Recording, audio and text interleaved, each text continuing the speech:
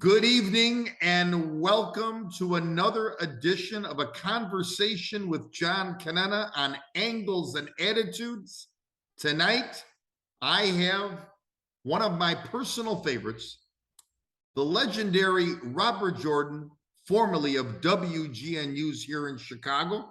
And we're going to talk even a little bit about those CBS days, Bob, when you were with another great journalist just like yourself.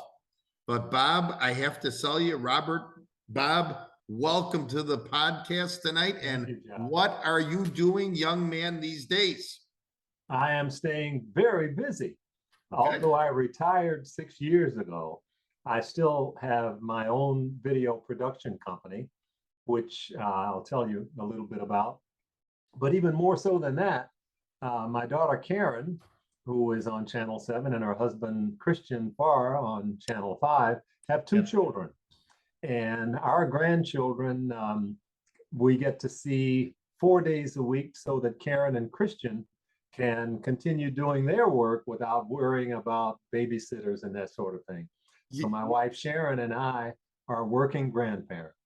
Well, I got to tell you, Bob, I mean, the retirement, you still look the same to me as you did when I last saw you on the daily basis in 2016. Well, thank you. I do got to tell you, you still remind me of how you looked in 1973 when you came to GN. So, but no, I have to tell you, that is how you opened it up about watching the grandchildren. My wife and I are expecting our first grandchild from our son Vincent and our daughter-in-law Daniela. We cannot wait for the arrival of our first grandchild in February. Oh, I gotta ask you. It's going to be, I can just tell you that it's going to be a life-changing moment for you both. There's something special about the grandkids. It's not that you don't love your children, and of course you do, but the grandkids are special. And you can talk to any grandparent and they'll tell you that. Right. The grandkids occupy a special place in your heart that your children don't have. Exactly. I can't explain it, and I don't know why, but that's the case. But I've heard this many a times the same way you're saying it. I got to ask you, how does it start for you in the sense of this love for journalism?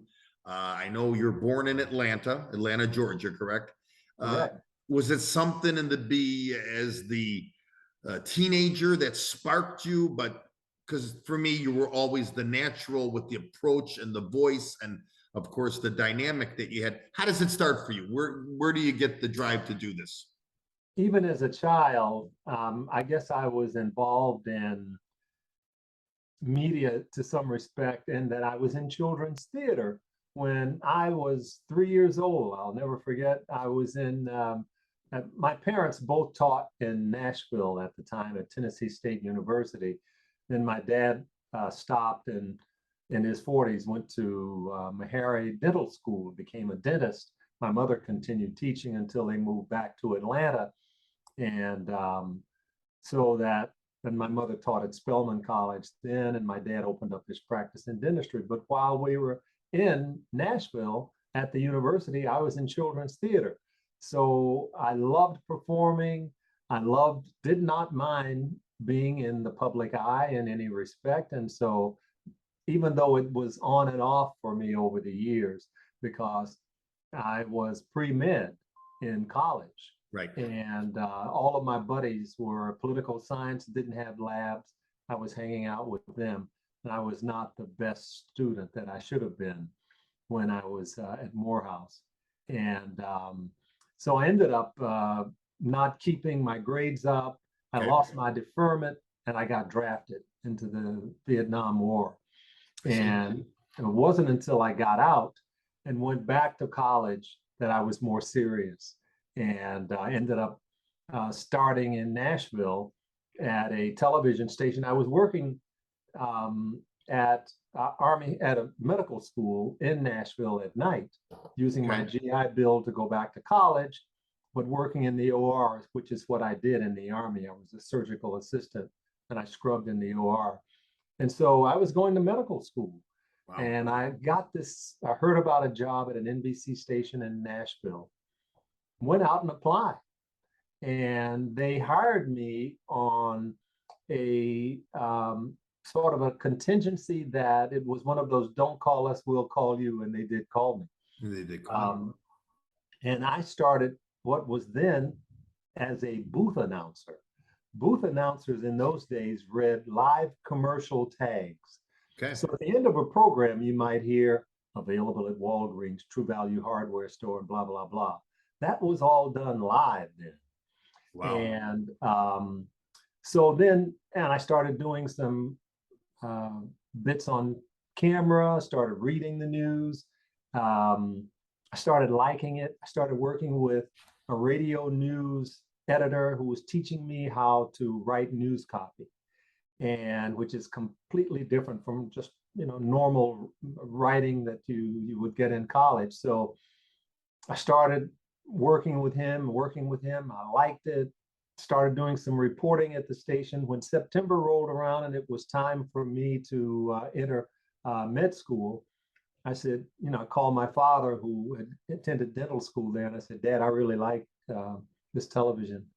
So they said they'd hold my seat for a year. Wow. And in the meantime, I started doing more reporting, more reading the news, and I liked it. So I decided to stay with it. I talked with one of the head of programming there. I said, "What kind of future do you think I have in broadcasting?" And he said he thought I had a very bright future. I stayed in 3 years. After 3 years, I got an offer to come to Chicago from WGN. GN. Now, Bob, you're talking about WSM in Nashville, where you got the start. But I mean, just listening to you now, it almost was like that second nature, where it's like the guy who's got the one career, but all of a sudden you seem to have grasped this, and you felt you really had the passion for it. Well, John, all my life, I have believed that doors open for people, and you have the option of pushing it open and walking in, or ignoring it. And I have never chose to ignore it. And whenever I've had opportunities, I've always tried to take advantage of them. And that's one reason my life has been as exciting and as varied as it has been. And but that certainly was how I ended up in broadcasting. Yes, you're right. Right.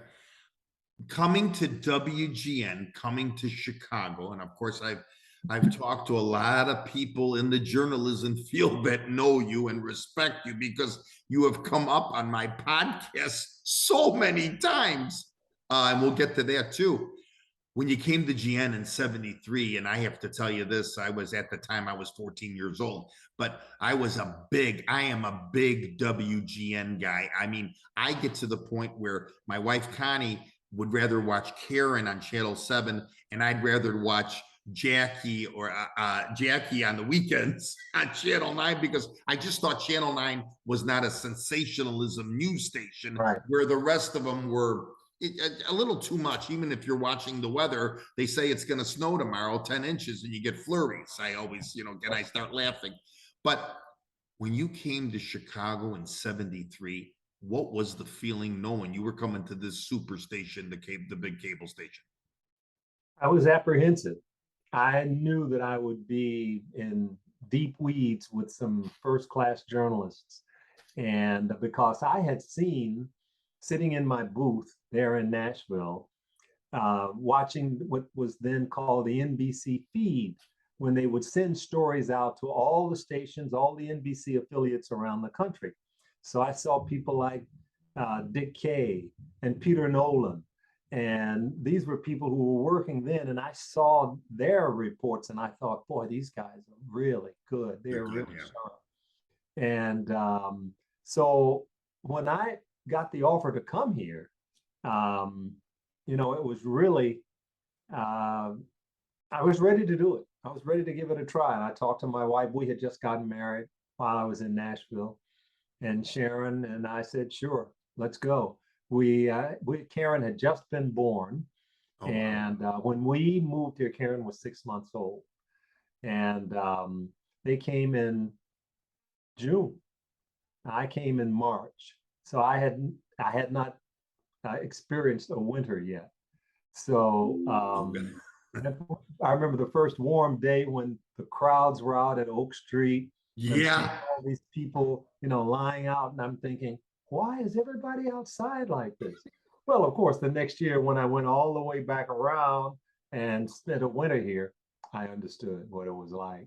Robert, how do you get noticed? I mean, to get the call to GN, I mean, how's that work? Like how you get noticed as an athlete. How do you get noticed to now? Because I mean, the GN thing is a big deal.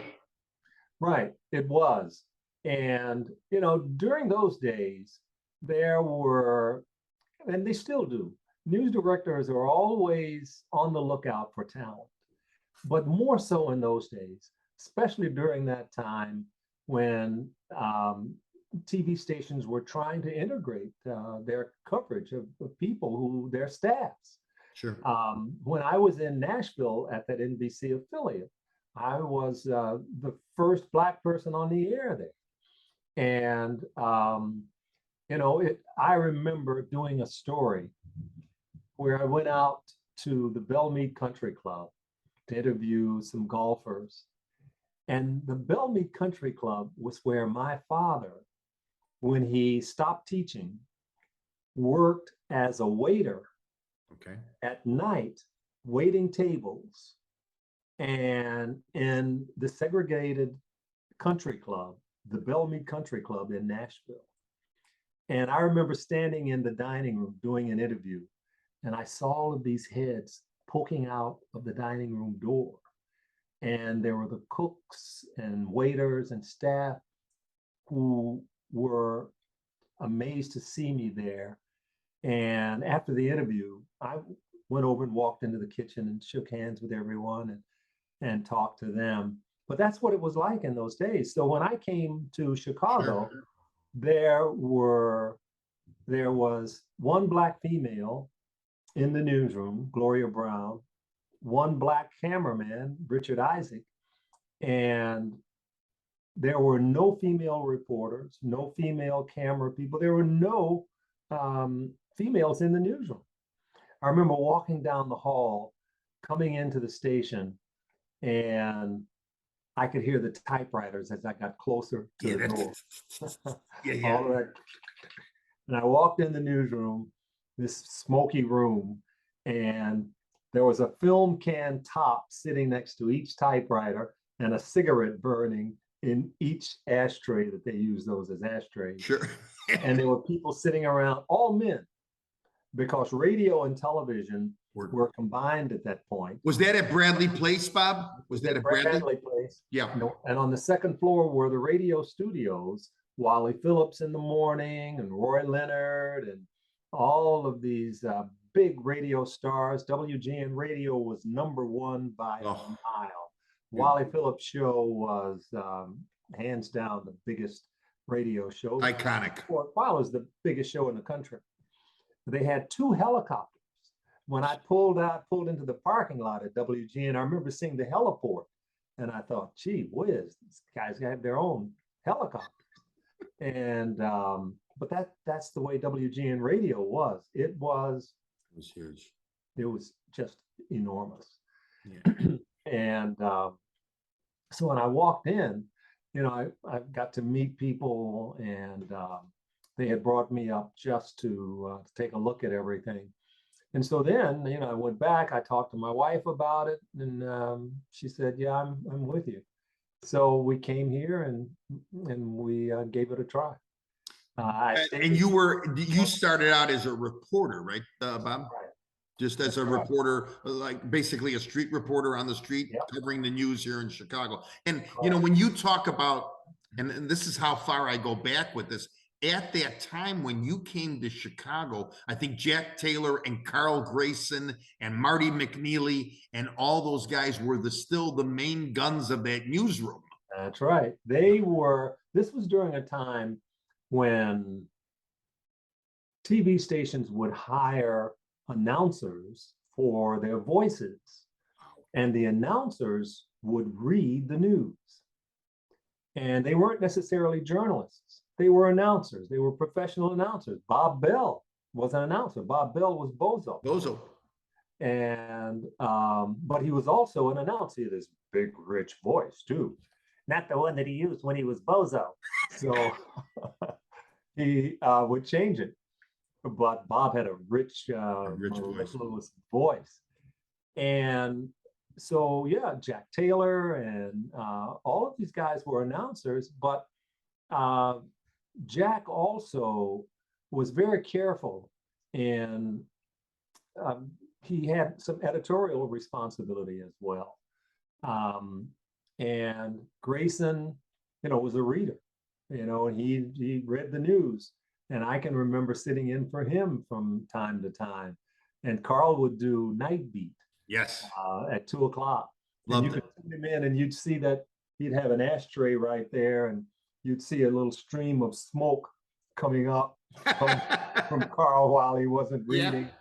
Yeah. And, there were smokers were everywhere. I mean, everywhere. You could look at the ceiling in the newsroom and it was brownish. Brown. All the nicotine stains, especially in the assignment booth in that area, that sort of thing. But that's what, everyone smoked. And, it was film back in those days. I'll get interns who will ask me, so how did you go live back then? We couldn't. It was film. You couldn't go live. You couldn't go and live. We'd go to the scene of, say, a fire, and our couriers would meet us there. We had motorcycle couriers who would meet us at the scene.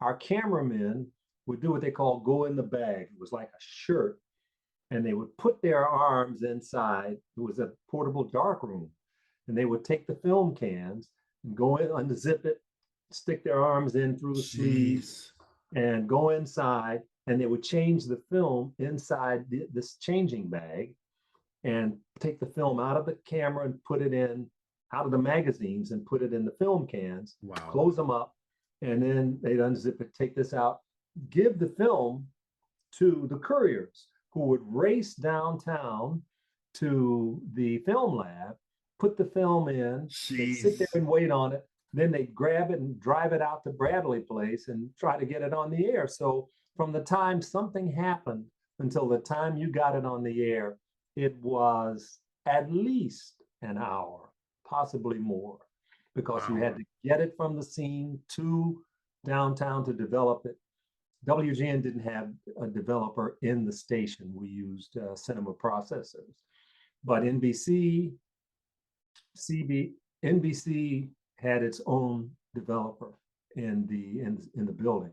CBS and ABC used couriers. They used off-duty police officers as couriers.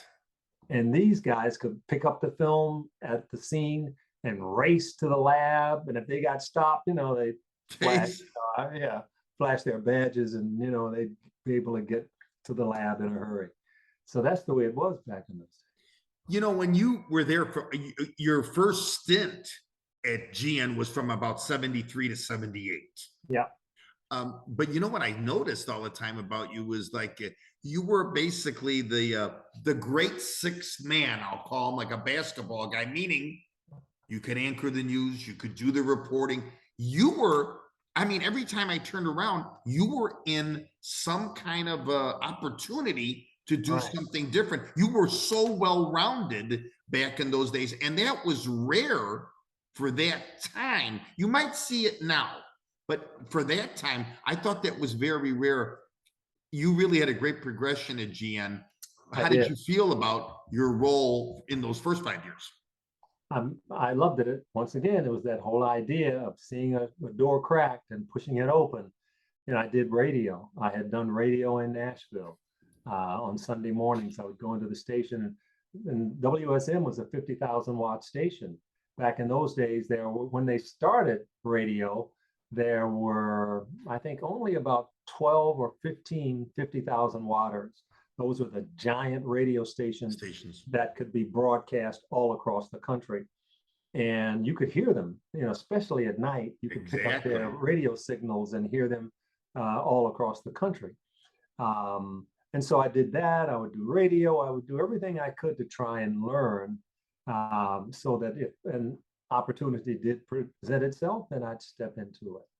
And so then, Sharon and I were trying to get back to Atlanta, which was our home, and that's kind of where, we thought we'd end up. But nothing just never seemed to work out for us. The timing was never right. I applied to the CBS Evening News with Walter Cronkite, and I was hired. Yes. And I went to work there. But that meant I was traveling. I was with the Midwest. I was based out of WBBM on the third floor, was where the bureau for that was the Midwest Bureau at that time, right? Right. They had a Midwest bureau in Chicago. They had a bureau in New York, a bureau in Atlanta for the Southeast, one in Denver, and a bureau in LA. So they broke up the country that way. So the Midwest Bureau was huge, and we covered, all of the Midwest area, from north to the Canadian border, east to Ohio, west to Colorado, south to sometimes parts of Texas. So we were huge, and I was always in a plane and always on a go.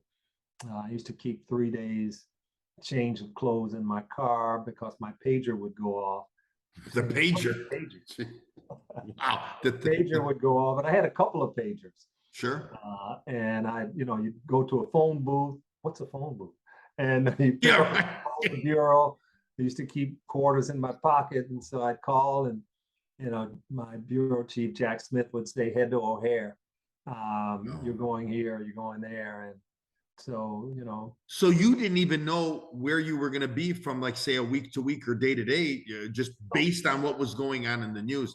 I'd come in the morning, and I'd get to work, and I might be there all day and come home like a normal job, or during the day something might break out, and then they had planned stories. Wow. That outside of breaking news, there were also planned stories. And so you might get a planned story that people have been looking at and discussing. And then, of course, you might get that news in advance, and then you could plan on how many days of clothes you might take with you and when you would fly in. But I mean, there were times when I can remember one story. A guy had hijacked a plane, and he dropped off the women and children in Kansas City and flew on to Atlanta. He was trying to free his boyfriend from prison in Atlanta. And so Jack told me to head to Mix Field. So I drove to Mix Field. For people who may not remember, Mix Field was an airport right in the lake. Yes. And so I drove to the courier drove me to Mix Field. There was a Learjet waiting for me there. Wow. Jumped in the plane and zoomed me to Kansas City. I jumped off the plane, went in. So I was there. I was the first one. I beat ABC and NBC there. Oh, wow. And so I walked in, and I found talked to the bell captain. I said, "Where are the women and children?" He said, "Well, I can't tell you that." So I said, "Where are the women and children?" So he said, "They're on the third floor." So I took care of him. I went over to the front desk, and I said, "I want to rent all of the rooms on the third floor, and all of the rooms that aren't rented. And I want the suite at the end of the hall." So she gave them to me. The crew and I went down. We got our rooms. We set up our editing gear and cameras and everything. Wow. We ordered sandwiches and things and started inviting all of these women and children down to our suite for sandwiches and coffee and sodas. Sure. And then we started doing interviews, and we had everything. NBC and ABC showed up, and they weren't as able to do what we were already able to do. So we had the exclusive that night on the evening news. And it all stems from you getting there as early as you did, for sure, to be Johnning on the spot. Sure. Yeah. And we weren't always the first ones there. Sometimes they beat us, and sure. Things happen. But that was how competitive things were in those days, because you basically had 3 major television stations, and those were the three major networks. Yes, at that time. That was it. Robert, when you went to go work for that Midwest Bureau at CBS, you were doing the reporting for Cronkite. It's like you went from WGN, now you go to this, at the time, this legendary figure that we saw, I saw growing up. I could still remember when President Kennedy was assassinated, that clip when he had to announce that the president was assassinated. How was it to work with this Walter Cronkite, this larger than life figure? Absolutely. He was amazing, and he was the most highly respected person in the country at the time. He consistently had higher ratings, poll ratings, than any president. And he was just that highly respected. And he was a neat guy, neat to work with. We would, go into towns, little towns all around. When they knew it was CBS coming into town, people would, make room for us. They'd open doors. We'd go into the affiliate stations in South Dakota or Nebraska or places where, we went in, and that was always, people would know us because they watched Cronkite. His numbers were just enormous. And I have to tell you, just in talking to you now, he had to have loved a style of a Robert Jordan, with that approach that you had. I'm sure, he complimented you in so many ways. Did you feel a good respect from him for you? Did. But now you have to remember, John, this was CBS, the showcase news operation in the world. I mean, you had Ed Bradley was there, just straight out of Vietnam. I mean, you had Dan Rather. There were all these wonderful journalists were also reporting for CBS News at the time. And more women started to come into television beginning in the 80s. And so there are more women today than men, but then there were more men than women. And so the pendulum in broadcast has always swung back and forth. There has been this change. What makes you come back to GN in 1980?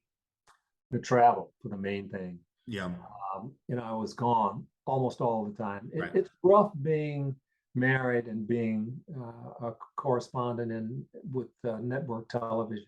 Not quite as bad today, but it was, we were gone all the time. I'll never forget the year that I left. I got sent to another time to Kansas City for a fireman's strike. And we were up and around the clock, and, because if fires would break out here and there, we'd have to go and get film of it, or then we started using video because things would happen.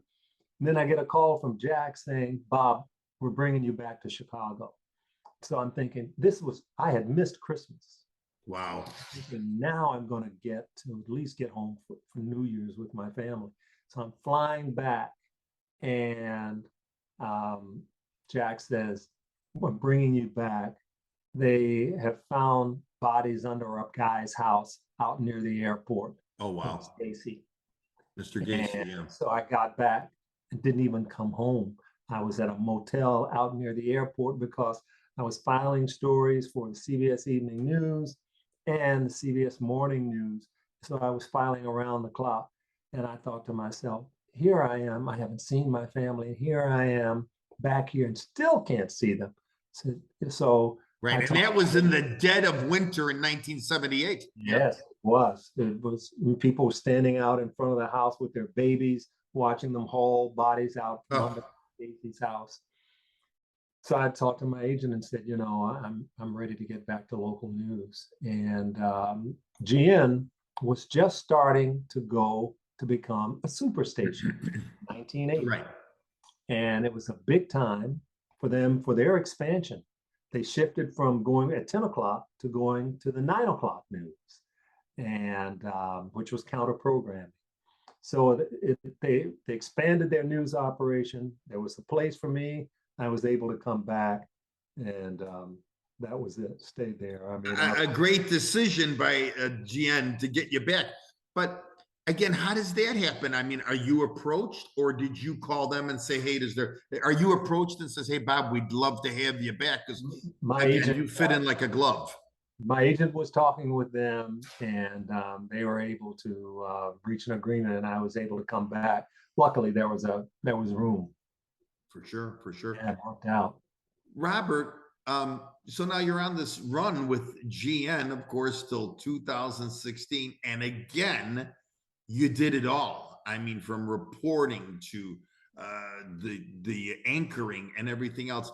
Was there this one thing that you enjoyed the most in that span until you retired? What was like the one thing that you felt like, wow, this is something that I would like to do more consistently? Or were you okay with being the well-rounded guy?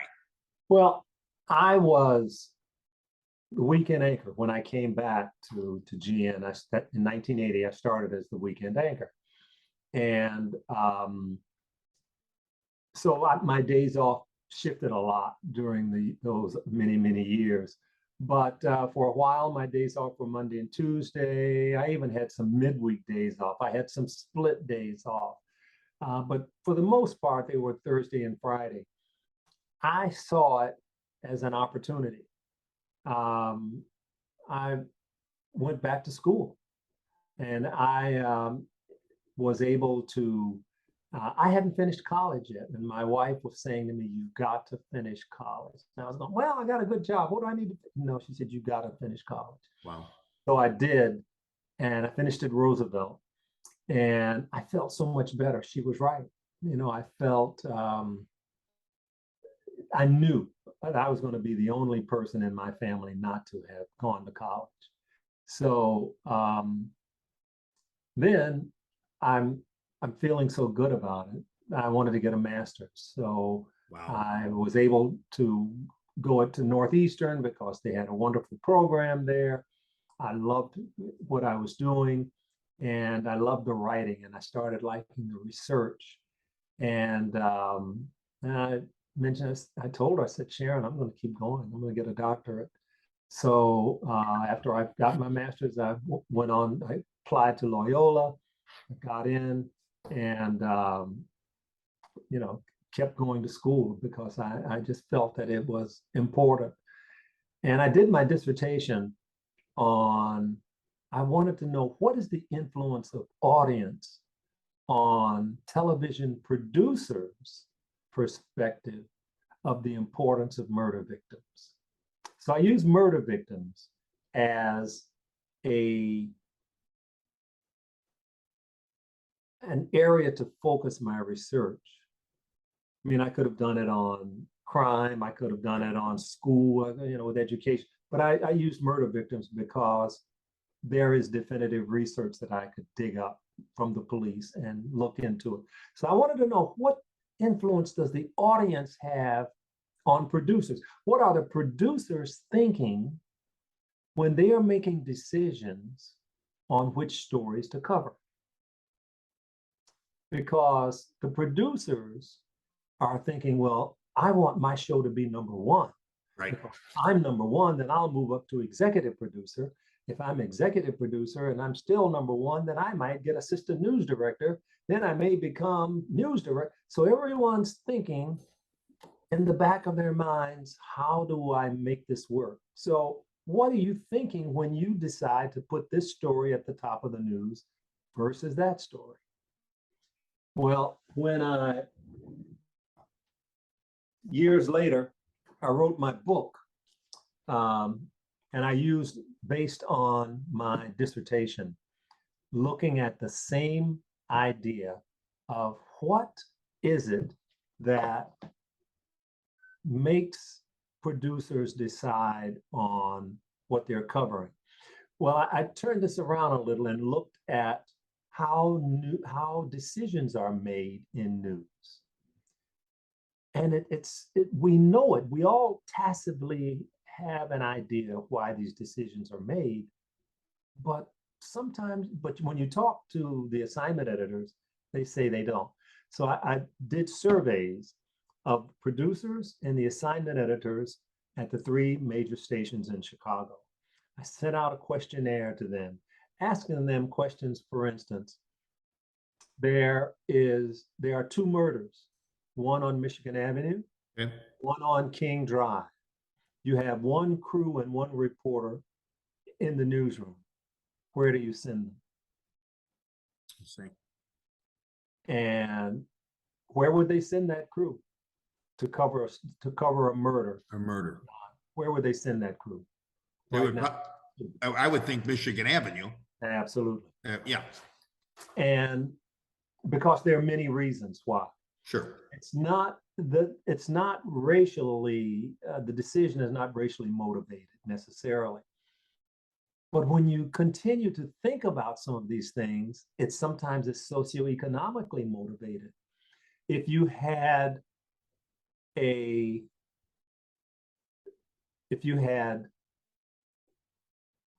Black kids on a corner and they are standing around, they're shooting dice, a gunfight breaks out, police get there, and they make arrests. Or the assignment desk is trying to decide, who to cover. Right. If you take those same kids and put school books under their arms and have them walking to school when they're shot, that's a huge story. Sure. So our perception of good kids and bad kids plays into how decisions are made. Definitely. If you had 2 women shot, 2 white females, one on Michigan Avenue again, and one in Uptown, who do you think they're going to cover? I go back to the Michigan Avenue. Oh, Michigan Avenue every Exactly. time. Yeah. The white female may fall through the cracks, not necessarily, but if that white female was a nurse or a doctor, and she is a mom pushing a stroller down the street, and something happens, even the manner of death makes a determination on how that story is covered. If someone is shot with a pistol, just another shooting in Chicago. Someone shot with a bow and arrow, ooh.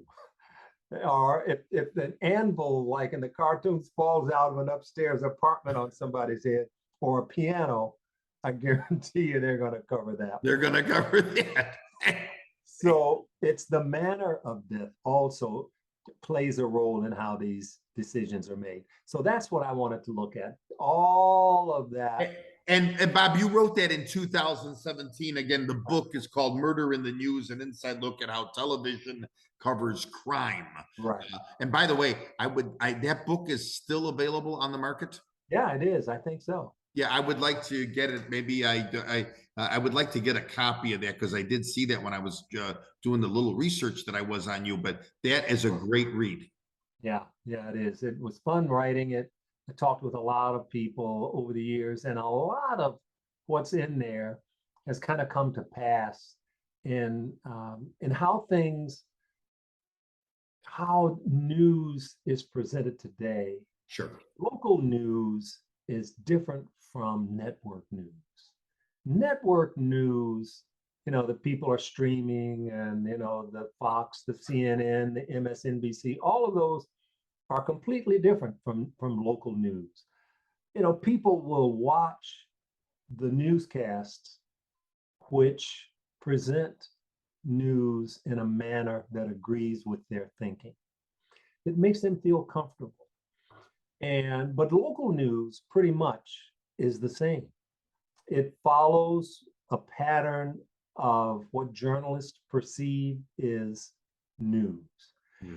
And you can see it if you sat in a newsroom, in a control room, where they have all of these monitors of all of the stations, you would generally see night after night after night, everybody in town has the same top story.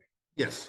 Everybody in town has the same story leading off break number 2. Now, when you get down to break 3, 4, sometimes that's different. But you're going to see the same top stories night after night after night, because the producers all went to the same schools. They understand what is news.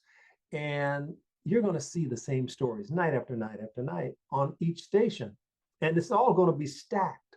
just Yeah. about the same way. Each show is pretty much stacked in order of the importance of the stories. And if you could watch the monitors around the different TV stations, you'd see night after night that it's all pretty much the same.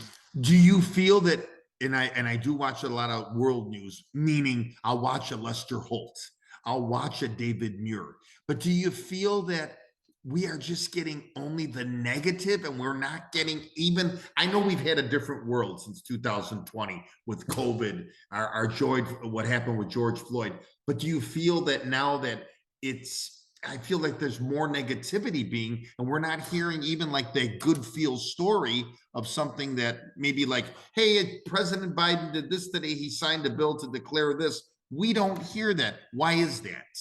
It's there. You probably don't remember it. But stations, if you watch, you're going to see that their stations historically have had what they call kickers. Something they'll sign off with is the kid who the fire department gave him a bicycle. Yes. Or, all of those feel-good stories are there night after night.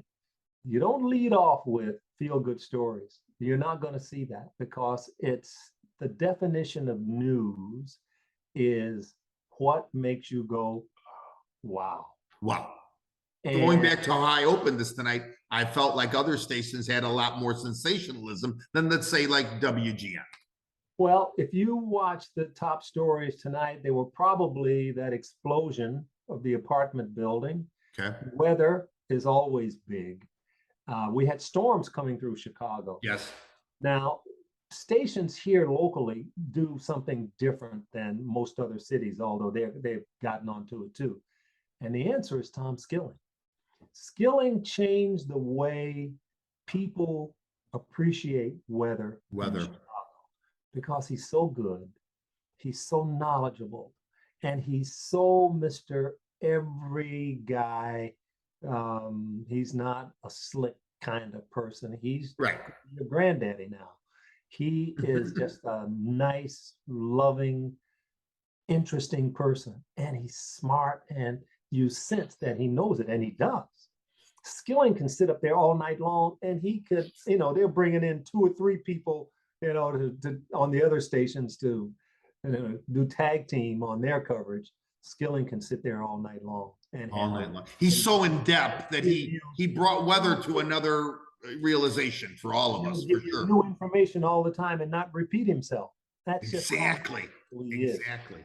So when other stations saw that GN was getting really strong numbers around their weather, they started saying, you know what, we've got to beef up our weather coverage. And that is what's happened in Chicago over the last 10 to 15 years. For sure. More emphasis on weather staff and weather coverage and instrumentation, the lights and flashes and all that sort of stuff. You go to other cities, you don't see it. Their weather guys still get a minute 20. In most other major cities you go to, they're getting a minute 20. In Chicago, they're getting 3 minutes, 4 minutes, and that's a lot of time. And that's all because of Skilling. Sure. Robert, I got 3 things before we close off that I want to bring up. The first one is as a father and as a father-in-law, you have got to be tickle pink about Karen and her success on ABC. She's done an unbelievable job. And of course, with Christian being on NBC, I mean, what in a nutshell, before I go to the last 2 things that I want to talk to you about, how does that make you feel? Your daughter, that's something. My wife and I are just so excited about it all the time. It never gets old. But her kids are here at our house, and I'll have it on, and I'll say, "There's your mommy," and they'll look up like that. Yeah, it's nothing to them, and that's the way it was for Karen.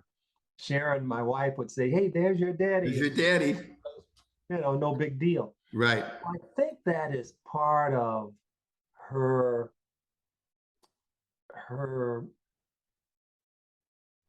not popularity, but her way of delivering. She doesn't have the big head. She's not impressed with, being on television. It's a Right. job to her that she loves, and she enjoys doing it. She's a good writer. We thought she was going to teach like my wife. And she went to Spelman. She came home and said, Dad, I want to get a master's at Medill, which is at Northwestern. Yes. I said, Sharon, it's a good Fantastic. school. And she got in, and she's always wanted to make her own way and didn't want me picking up the phone calling anyone. And sure enough, she went the long way. Even though she always wanted to be here, she started out in Rockford. And she spent a year and a half in Rockford, where you make mistakes and you learn the business. Then she went to Dayton from Rockford. That's where she met Christian. He was reporting. Okay. And we met each other there. And he was from the East Coast. And then they both ended up going to Philadelphia. They're going up each time, bigger markets, bigger markets. They were both working in Philly. And then Karen got the spot here 10 years later. It took her 10 years to get back here. So she had, sown all of her chances for mistakes and had really learned well. And so then Christian was able to get back here 3 or 4 years later and started at Channel 11. Channel 11, yeah. And then from there went to NBC. Wow. And they both are solid. And without a doubt. So, and they are now coming into my company, helping me with the video family biographies. Right. Yes. I started that company 20 years ago. And so my dream is to have a family business so that one day they come in, and they do, they'll do some voiceovers and things like that to help me out when we get real busy. We do video biographies for exceptional families. And the reason we work with these multi-generational families who have their own businesses is because these are like movies. It takes us 8 months to put one together. Oh, wow. Yeah, they are major, major projects, and they're expensive. And because we do them the way we do, we don't cut corners. We travel to where the families are and all of that. So they're major, major projects that we've been doing for 20 years. And so we have some wonderful families that we've worked with. And so my dream is for Karen and Christian to come in and work in the family business. The other family. And again, the thing about you is you retired and you kept this, and even though you had this going while you were working. Right. Well, we used to tease Sharon, my wife, saying, all of us were in television except her. We call her the civilian. So you give her a little jab there. But she's the one who we ask, because she is a normal viewer. Right. She doesn't know the insides of television and how things are put together and all of that. She just knows if she likes the story or if she didn't get it. Got it. Bob, what happened with the blah, blah, blah. I say, you know what, Sharon, you're right. That person didn't tell that story well. And so that is what happens with the average person many times. Sometimes a reporter is not thinking when they're throwing it together in a hurry. They're leaving out key facts and key pieces of information. Sure. The viewer is going, where did this happen? What was the reason for the blah, blah? Right, right. If you don't tell the story properly, people at home are going to miss it.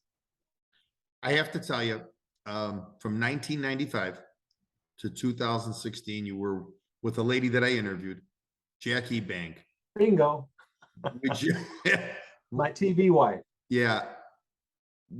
I considered it one of the best combinations I ever saw delivering the news.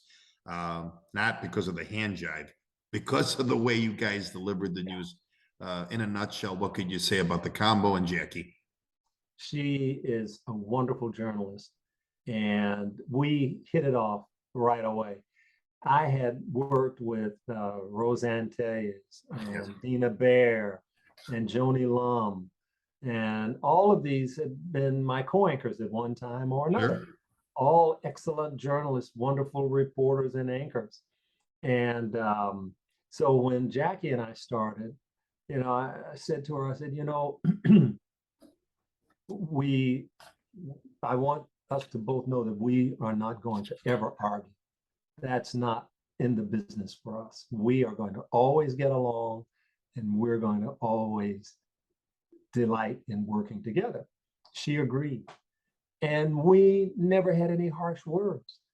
And not only that, we balanced each other off. I would sometimes get goofy and letting down to try and remain Sure. relaxed. And she would, keep me straight. And, she's an excellent journalist, tough reporter. Anybody who jumps out of planes for fun, is, and she does.